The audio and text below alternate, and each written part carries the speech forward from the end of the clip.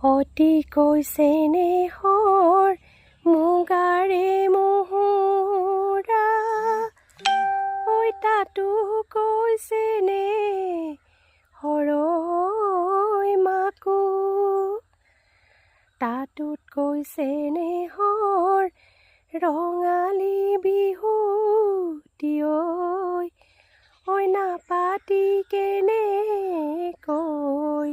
থাকো বিহুতি আহিলে ৰমকে চমকে ঐ আমাৰ বিহু কাপোৰ নাই নাই ঐ বিহু কাপোৰ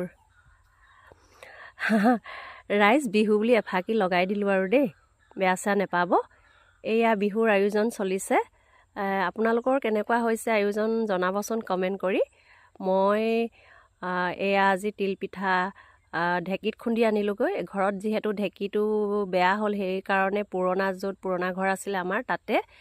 বাইদেউ এগৰাকীৰ লগত খুন্দি আনিলোঁ এয়া তাতে দেখিছেই নহয় একেবাৰে নতুন টাৱা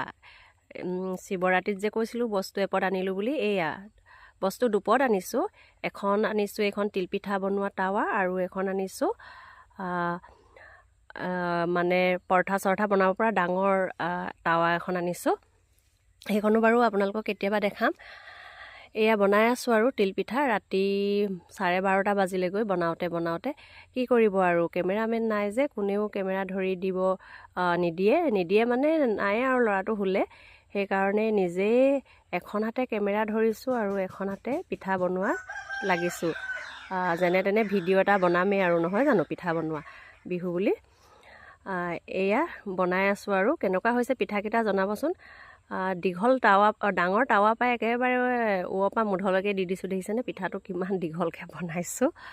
মানে মোৰ এনেকুৱা হয় যে খবং জবং কাম বুলি যে কয় সেনেকুৱাই হয় মানে কিছুমান দীঘল হ'ব কিছুমান চুটি হ'ব কিছুমান থুপুকা হ'ব একদম বিভিন্ন জাতৰ পিঠা বনাওঁ মানে যেনেকুৱা মন যায় তেনেকুৱাই বনাই থাকোঁ তাৰপাছতে এয়া দেখিছে কিমান দীঘল পিঠা এইকেইটা চাওক মাজৰটো ইমান চুটি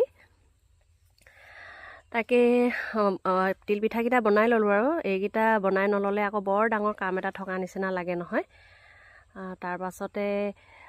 আৰু বৰা চাউলৰ পিঠা বনাম তেতিয়া আপোনালোকক শ্বেয়াৰ কৰিম বাৰু সেইটো নাৰিকল দি বনাম আৰু এইটো তিল দি বনাইছোঁ